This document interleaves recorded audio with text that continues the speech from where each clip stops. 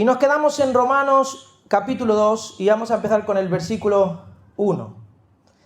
Y si hasta ahora Pablo había estado hablando a los paganos, es decir, aquellos que no conocían sobre la ley, aquellos que no conocían sobre Dios, aquellos que vivían enfrascados en el pecado, en su propia voluntad, ahora empieza a cambiar un poquito el discurso y empieza a dirigirse a aquellos que, se consideran un poquito ya más santos. Creen que conocen la voluntad de Dios, creen que ellos no viven como el resto.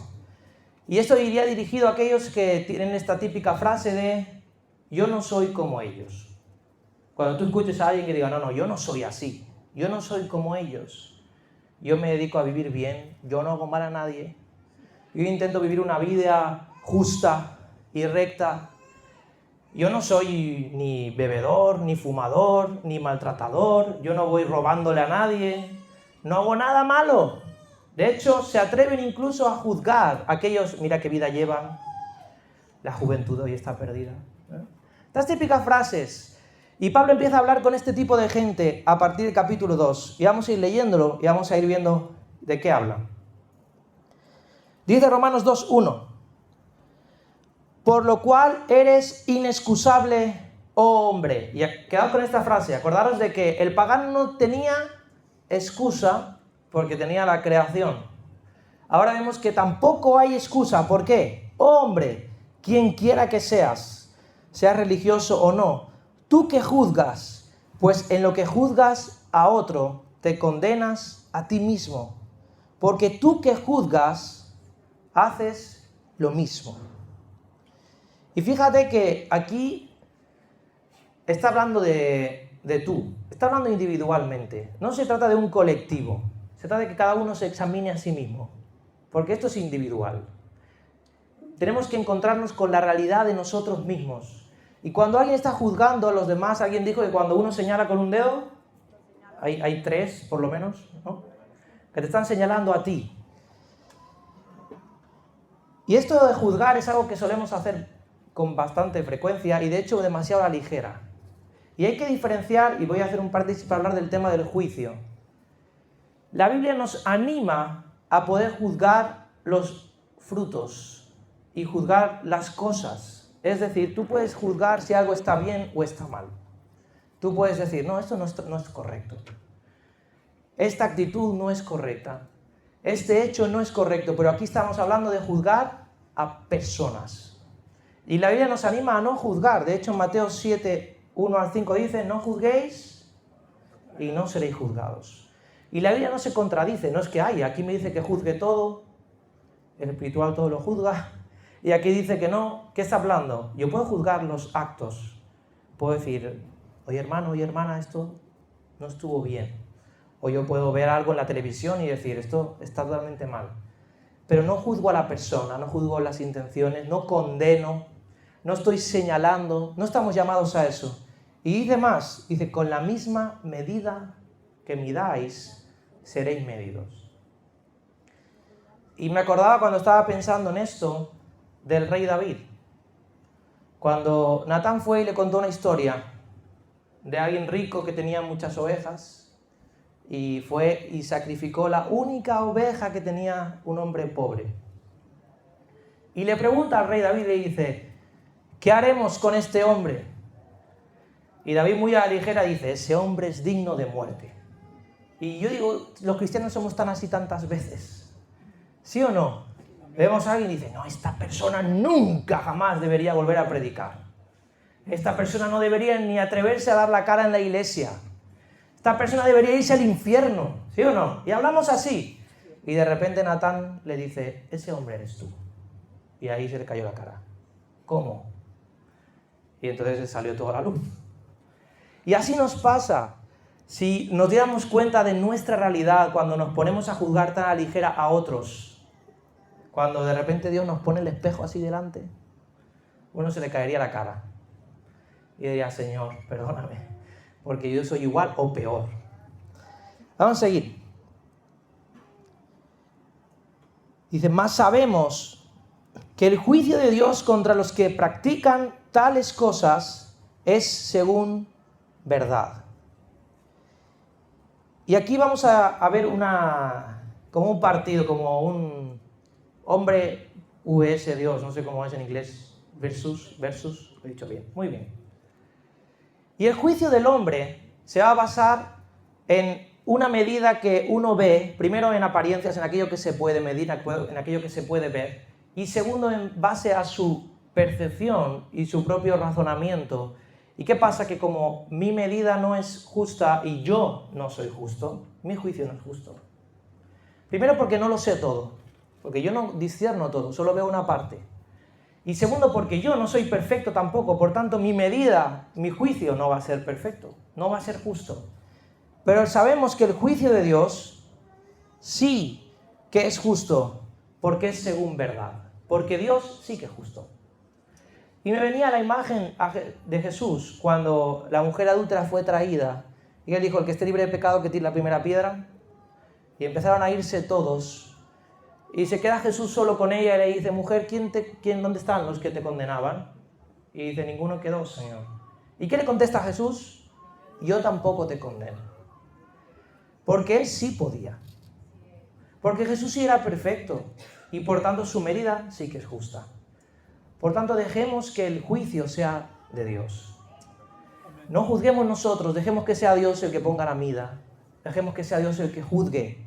Porque su juicio sí que es según verdad. No es como el juicio de los hombres. Además, Dios nunca va a ser avergonzado. Si Dios dice, es porque hace. Si Dios dice, es porque es así. Sin embargo, nosotros a veces hablamos y luego tenemos que recoger las palabras y es difícil.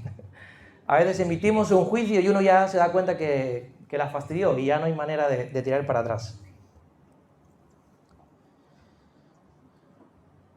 Sigue diciendo, ¿y piensas esto?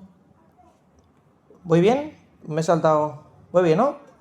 ¿Y piensas esto, oh hombre, tú que juzgas a los que tal hacen y haces lo mismo, que tú escaparás del juicio de Dios? ¿O menosprecias la riqueza de su benignidad, paciencia y longanimidad, ignorando que su benignidad te guía al arrepentimiento?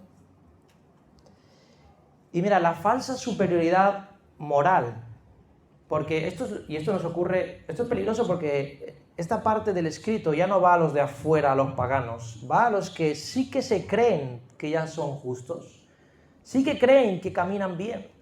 Sí que miran incluso a los demás como, esto es una parte de mí, yo no tengo nada que ver con estos. Y entonces ahí que se crea una falsa seguridad, porque el moralista cree que él está bien. Se atreve a juzgar a los otros porque él sí que se ve bien. Y esto es peligroso, porque si yo me creo que estoy bien, entonces no necesito a Dios. ¿Qué dijo Jesús? Los sanos no tienen necesidad de médico. Por tanto, cuando decía Jesús eso, ¿estaba diciendo que los fariseos estaban sanos? No exactamente, porque les llama de todo, ¿no? Así que al final el tema es que si tú crees que estás sano, si viene Abigail con todo el desfibrilador y todas las pastillas y todo ahí, y tú dices, pues yo estoy bien, aunque estés ahí, yo estoy bien, estoy cojo, yo estoy bien, no vas a reconocer la necesidad. Y esto es lo que ocurre. El moralista tiene la falsa sensación de seguridad. Y hay algo aquí, y es que interpretamos a veces la bendición de Dios y la paciencia de Dios con nosotros como que Dios aprueba nuestra vida. Y eso también es peligroso.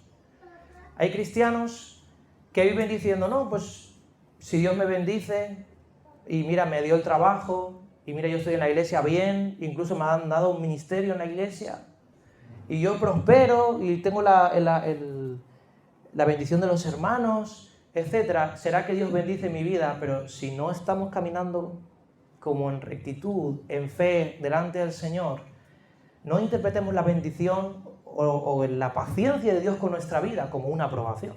No tiene nada que ver una cosa con otra.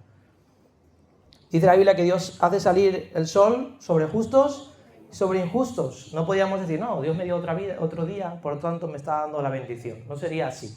Sino que lo que Él quiere es que te lleve al arrepentimiento. El ejemplo sería, imaginaos un hijo de estos que le sacan las canas verdes a su madre. Y su madre todas las mañanas le sigue... No estoy hablando de nadie. Y su madre sigue preparando la comidita por la mañana y preparando la ropa, etc. El hijo diría, pues yo voy bien, mi madre me está bendiciendo, no es esto. La madre está esperando que se dé cuenta. ¿Sí o no? De que llega un momento que diga, ¿qué estoy haciendo de mi vida? Con lo bien que me trata mi madre. Pues Dios es igual con nosotros. El arrepentimiento es una invitación a que reconozcamos nuestra necesidad de Dios. Y aquí Pablo está guiando al moralista en algo individual a esto, a que se dé cuenta de que esto que está juzgando a otros, él también lo hace. Que esto de lo que acusa a otros, él también lo tiene. Y luego vamos a entrar un poquito en esto. Dice, pero por la dureza y por tu corazón no arrepentido, atesoras para ti mismo ira para el día de la ira y de la revelación del justo juicio de Dios. Y fíjate que aquí vuelve a aparecer este concepto, el justo juicio de Dios, porque Dios sí juzgará justamente. Y cuando no nos arrepentimos y cuando no reconocemos que necesitamos de Dios, que necesitamos que Dios transforme nuestro interior, esa actitud que al final se llama orgullo, esa actitud de pensar que no necesitamos a Dios, que yo soy bastante bueno, que yo no soy como ellos. Y acordaros del fariseo este que oraba y decía, gracias Señor porque no soy como este que está aquí al lado, este recaudador de impuestos. Y que decía que la oración de él no fue escuchada. Y esta falta de arrepentimiento dice que estamos atesorando, fijaos que es esta sensación de que estoy acumulando ira para el día de la ira. Así que habrá más de uno que se va a sorprender cuando llegue allí con todo su orgullo y su vanagloria de buenas obras, que luego veremos que nuestras buenas obras son como trapo de inmundicia delante del Señor, pensando que porque Él se portó bien, que porque Él se lo ganó, tiene derecho a que Dios le recompense y que Dios le reciba. Y esta es una mentalidad, yo sé que en esta iglesia no pasa, pero en otras se tiene, que uno tiene que hacer cosas y que uno acumula como yo soy bueno, yo soy santo, y vamos a Dios con ese abanico de cosas que nosotros hacemos y que esto no tiene ningún valor para Dios. Sigue diciendo, el cual pagará a cada uno conforme a sus obras, vida eterna a los que perseverando en bien hacer, buscan gloria y honra e inmortalidad, pero ira y enojo a los que son contenciosos y no obedecen a la verdad, sino que obedecen a la injusticia.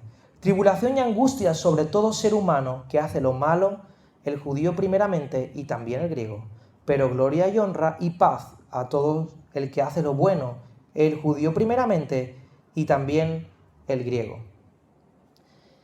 Y aquí lo que está diciendo es que sí las obras importan, pero no es por ellas que yo voy a llegar allí con la gloria mía.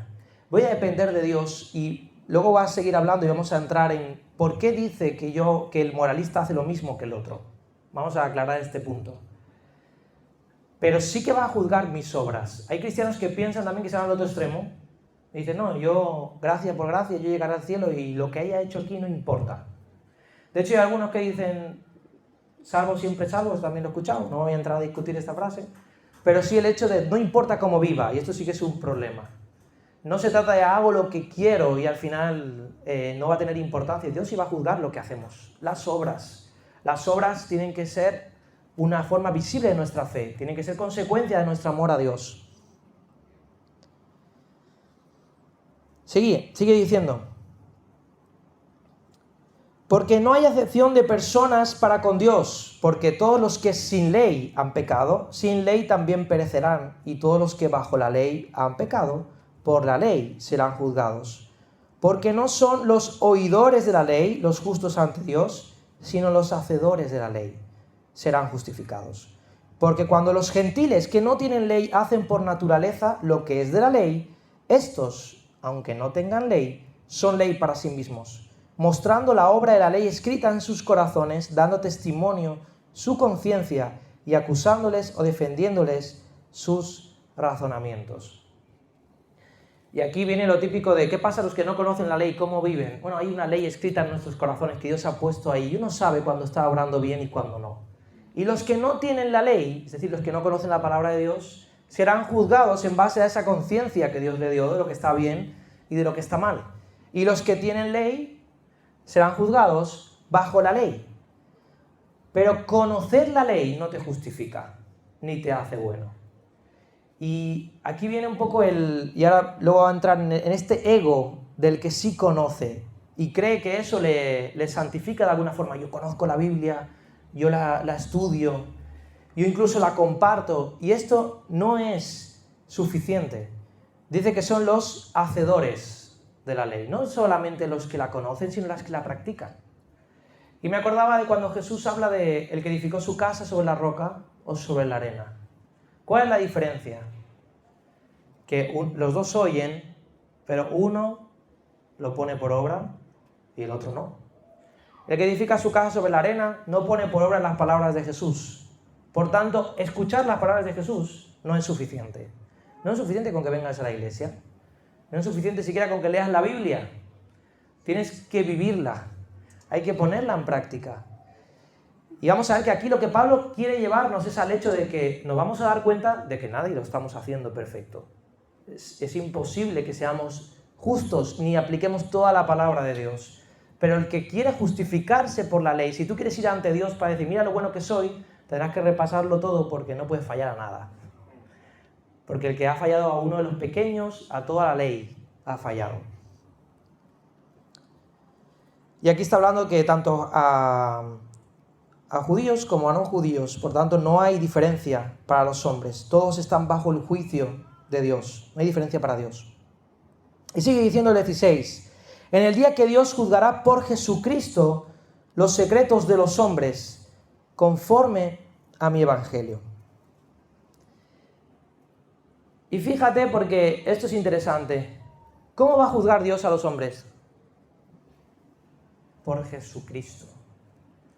Y es Jesucristo el que va a juzgarnos a nosotros. Y es la medida de cómo fue Cristo también el que va a juzgar a nosotros, porque Cristo fue perfecto. Si nosotros no somos como Él, no vamos a poder entrar por las obras de la ley. Y si vamos a entrar es por lo que Él hizo. Por tanto, al final, todo engloba y el centro de todo el Evangelio es Jesucristo. Dios va a juzgarnos por medio de Jesucristo. Es su sangre la que va a pagar el precio por nosotros. Y si lo hemos aceptado o lo hemos rechazado, va a ser lo que va a condicionar ese juicio final. De hecho, dice que si creemos en el Hijo de Dios, tendremos vida eterna, pero el que no cree y lo rechaza ya ha sido condenado. Porque el aceptar o no aceptar a Jesús es la clave de este juicio. Y habla de los secretos de los hombres. Y con esto vamos a entrar a la siguiente parte. Y ahora vamos a hablar un poquito más de los secretos. ¿De qué se refiere con los secretos? Vamos a seguir. Hasta ahora está hablando del moralista, aquel que se atreve a juzgar a otros, aquel que se cree mejor. Y ahora vas a hablar específicamente del religioso, del que en ese momento tenía la ley, que era el judío.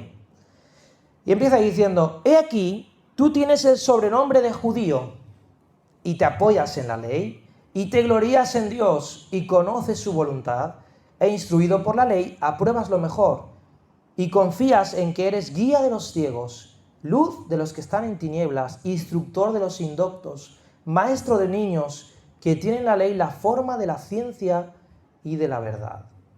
Esto parecía la descripción de un creyente perfecto, ¿sí o no?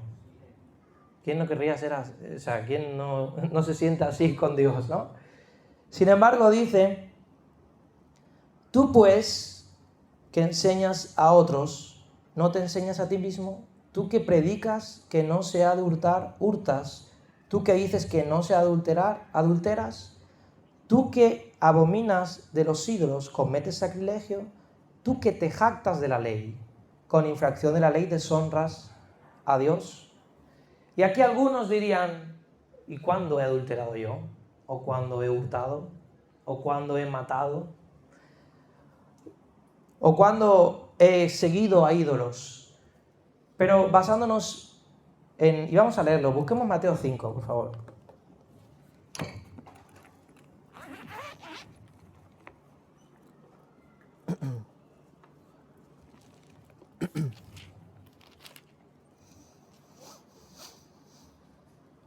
Vamos a leer 19 y 20. Empieza ahí, aquí dice, de manera que cualquiera que quebrante uno de estos mandamientos más pequeños, está hablando de la ley, y uno pequeño, dice, y así enseña a los hombres, muy pequeño será llamado en el reino de los cielos, mas cualquiera que los haga y los enseñe, este será llamado grande en el reino de los cielos. Es decir, si yo fallo a uno pequeño y me atrevo incluso a enseñar a los hombres que hay que hacerlo así, seré llamado pequeño. Y sigue diciendo, después en el 21-22 dice: oísteis que fue dicho a los antiguos, no matarás. ¿Cuántos han matado aquí? No levantes la mano, te tendré que denunciar. Y cualquiera que matare será culpable de juicio. ¿Tú has matado? Bueno, por omisión, ¿no? Bueno, vamos a dejarlo estar ahí. Pero yo os digo que cualquiera que se enoje contra su hermano será culpable de juicio, y cualquiera que diga necio, traducido hoy en día sería quizás idiota, ¿bien? Una palabra así un poco fuerte, será culpable ante el concilio, y cualquiera que le diga fatuo quedará expuesto al infierno de fuego. ¿Cuántos ahora sí son culpables?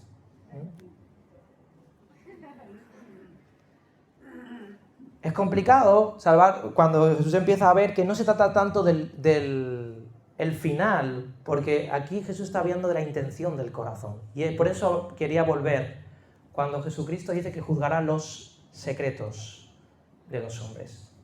Hay muchos que podemos aparentar ser buenos, que podemos aparentar que cumplimos la ley. Uno dice, yo no he matado a nadie, no he robado a nadie, no he adulterado, yo no voy acusando por ahí ni hablando mal de la gente. Y uno parecería que es santo, pero Dios discierne tu corazón, es decir, tu mente y tus emociones. Y todo aquello que tú piensas, que tú mismo te escandalizas de ti mismo. Yo digo, menos mal que no sabemos todo lo que piensan los demás porque nos escandalizaríamos por ahí. ¿Sí o no? Ariel está haciendo así. Luego me cuentas. Bueno, nos escandalizaríamos, pero Dios sí lo ve. Dios sí lo ve. Y a él también le preocupa eso. Dice el 27-28, dice, ¿oísteis que fue dicho? No cometerás adulterio. Pero yo os digo que cualquiera que mira a una mujer para codiciarla, ya adulteró con ella en su corazón. Que no lo pone difícil, ¿eh? No lo pone complicado. Al final lo que Jesús está diciendo, no estáis libres de pecado. No os creáis que sois santos. Las intenciones del corazón cuentan. El fondo, a Dios le importa lo que hay en el interior. Y con eso estamos todos suspendidos. Por eso dice, tú que te jactas de la ley, con infracción de la ley deshonras a Dios. Tú que vas por ahí dando clases y diciendo que tú sí eres santo y creyéndote superior, porque yo, mira, yo no soy como estos, yo no hago tal cual ellos hacen. Y vivo una vida santa, cumplo la ley. Sin embargo, deshonro a Dios. Yo también fallo.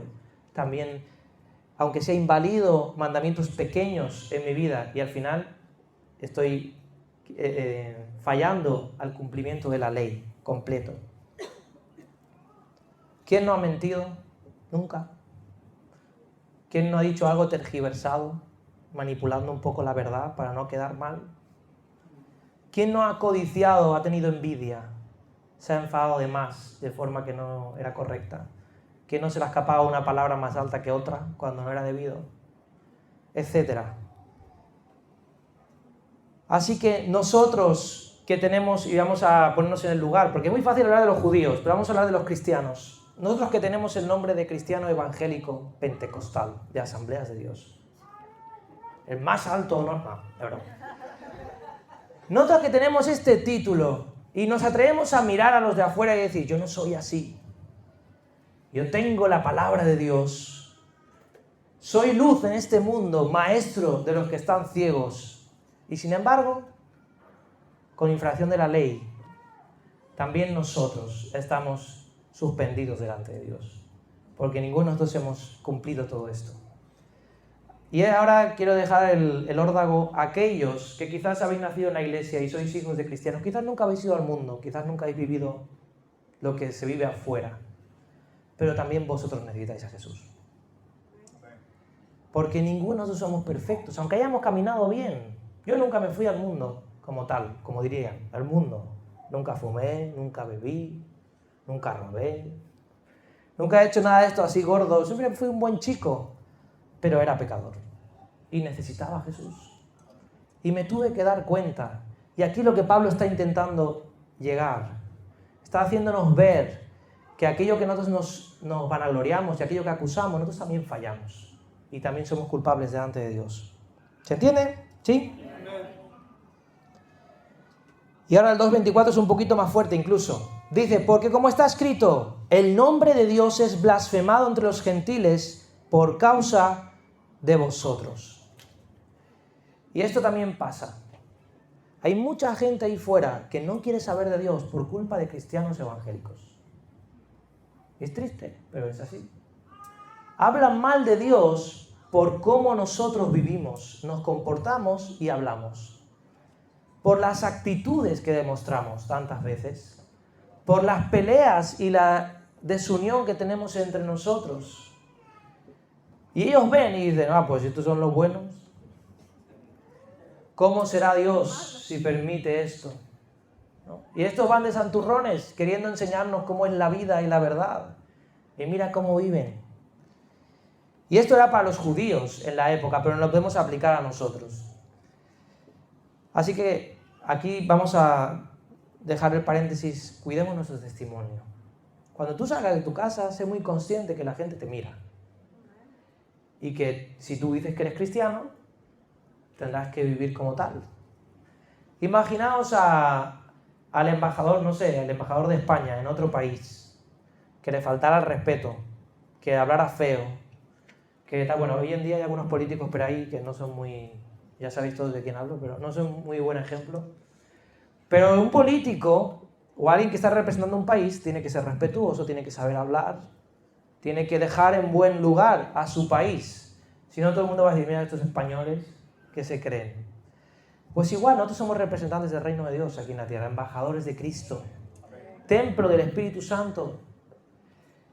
Y cuando la gente nos ve a nosotros y nos llamamos cristianos, que significa pequeños cristos, no porque seamos Cristo, sino porque nos parecemos a Él, tenemos que parecernos a Él, porque somos testimonios vivos de Cristo Jesús.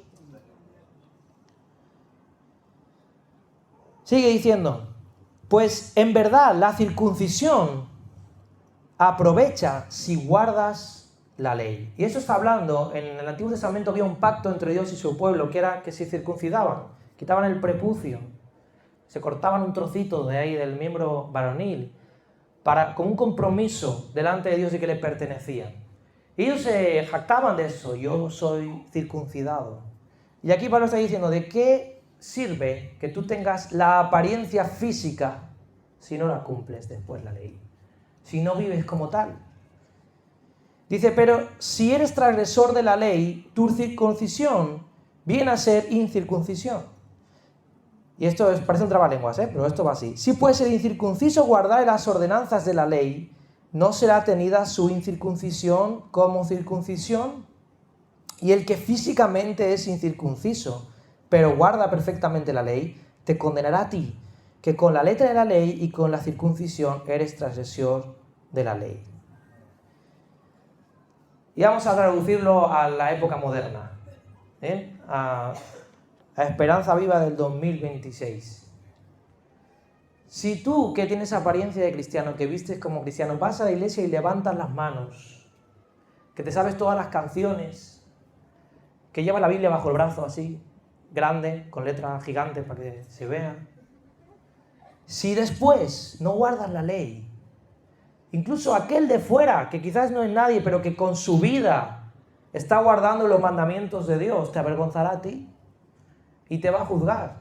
¿De qué te sirve tu apariencia de creyente si después no hay realidad? Y al revés, el que vive los mandamientos de Dios, el que cumple a Dios, a veces está casi más cerca del reino de Dios que nosotros que estamos a veces aquí, cumpliendo un rito religioso perfecto, teniendo una apariencia perfecta, pero no viviendo la ley de Dios.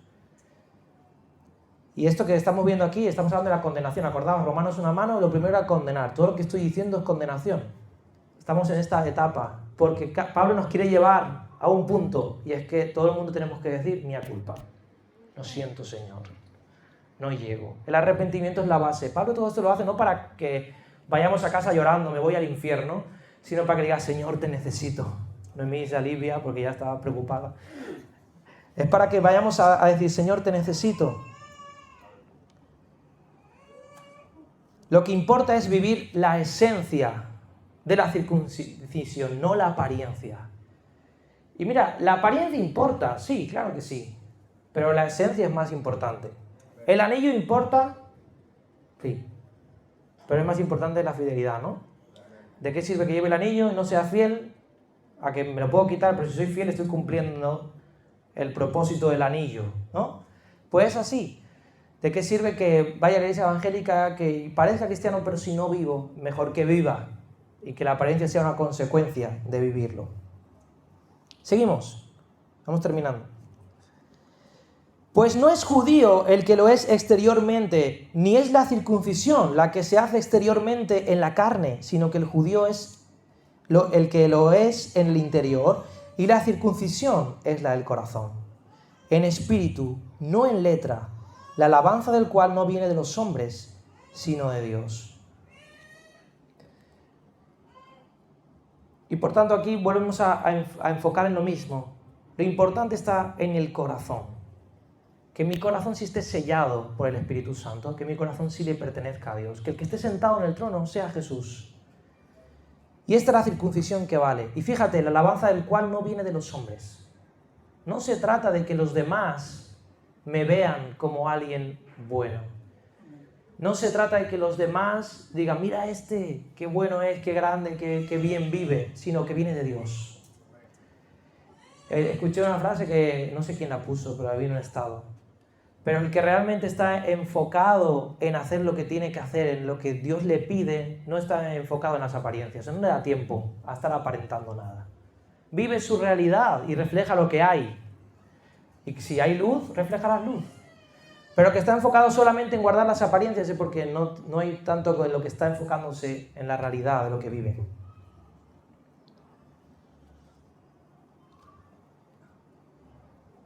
Y uno puede vivir obras buenas y una retafila de cosas. Mirad, hay gente que hace la labor social, que se apunta a todo lo que hay en la iglesia, etc. Y uno cree que con eso va a conseguir, pero en Isaías, tengo aquí el texto, Isaías 64:6, dice que nuestras obras justas, las buenas, aquellas buenas obras que nosotros hacemos, para Dios son como trapo de inmundicia. Y esto significa, ¿sabéis el trapo que usaban las mujeres cuando estaban en sus días, lleno de sangre, sucio, que imagino que tendrá su olorcito ahí ya? Eso. Es decir, no le valen a Dios esas obras. No le sirven porque no nacen del Espíritu, no nacen de Él. No las ha puesto en nuestro corazón, no nacen del interior. Es algo apariencia pura. Incluso muchos hacemos buenas obras para sentirnos bien nosotros. ¿Eso lo sabías? ¿Ha hecho algo bueno? Me siento bien, ya cumplí, llegué, voy a casa todo orgulloso, le di un pan al que estaba en el Mercadona. ¿No? Ya hice mi buena obra del día, me puedo dormir. Y eso nos sirve a nosotros, pero lo que le agrada a Dios es lo que Él pone en nuestro corazón, lo que viene de Él.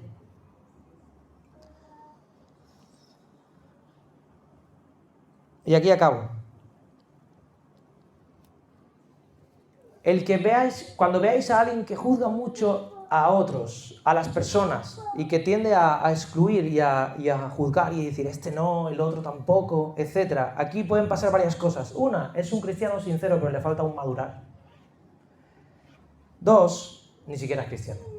Pueden pasar estas dos cosas. Porque mira, cuando uno crece en el Evangelio y va desarrollándose y entiende que él es el primer pecador, que necesita arrepentirse, que si está de pie es por pura gracia de Dios, que si puede estar delante de la presencia de Dios es porque Dios le ha perdonado tantas veces y su misericordia se ha renovado día a día. Cuando mira a los demás, los va a ver con los mismos ojos que Dios lo vio a él. Con misericordia, con gracia, con paciencia, y por tanto no le va a juzgar. Lo que va a hacer es orar, animar, quizás va a exhortar, pero no para juzgar, lo va a animar a seguir. Y quiero terminar con esto. Hay un texto en Miqueas 6:8, lo vamos a leer.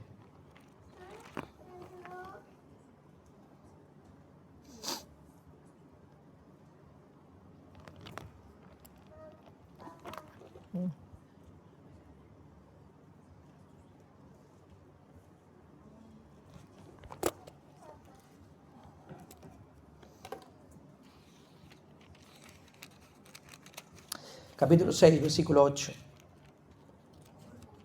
Miqueas está detrás de Jonás. Dice así, ¿lo tenemos?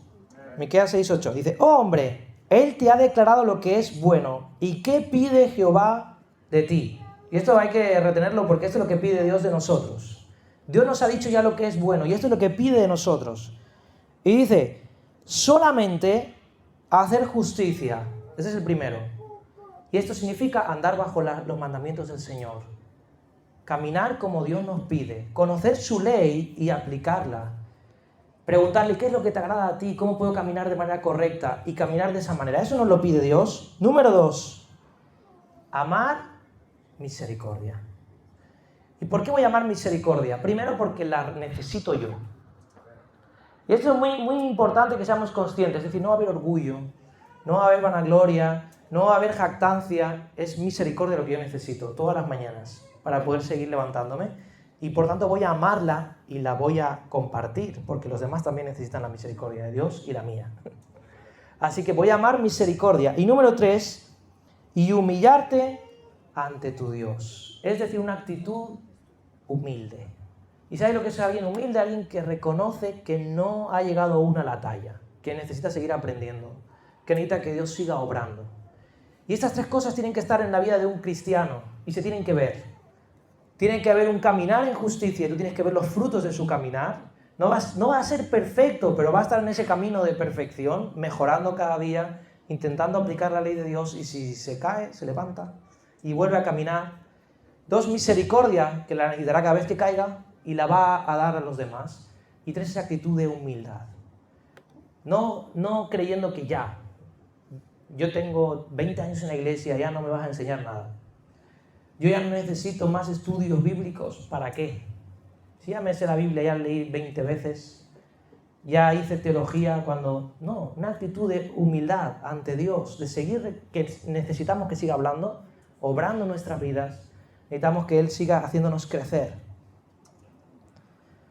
Así que estos 2 puntos los importantes de hoy. 1, no juzgues para no ser juzgado a las personas, juzga las acciones, pero no las personas. Y camina en justicia, misericordia y humildad. No te jactes por tu título religioso o por conocer la ley de Dios, sino por lo que Dios hace en ti. Y cuando empieces a caminar en la ley de Dios, ahí di gracias Señor porque me estás permitiendo avanzar en el camino de santidad hacia ti. Amén. ¿Hasta aquí?